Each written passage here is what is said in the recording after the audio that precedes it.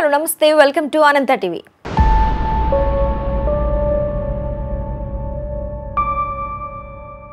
Kollywood hero Jayam Ravi ఇటీవలే తన భార్య ఆర్తికి విడాకులిస్తున్నట్లుగా ప్రకటించిన సంగతి తెలిసిందే. అయితే తనకు తెలియకుండానే తన భర్త ఇలాంటి ప్రకటన చేశారని అతడితో మాట్లాడేందుకు ప్రయత్నించినా వీలు కావడం లేదని సోషల్ మీడియా వేదికగా ఎమోషనల్ నోట్ షేర్ చేసింది ఆర్తి. పెళ్లైన 15 ఏళ్ల తర్వాత ఇద్దరి మధ్య విభేదాలు వచ్చినట్లుగా తెలుస్తోంది.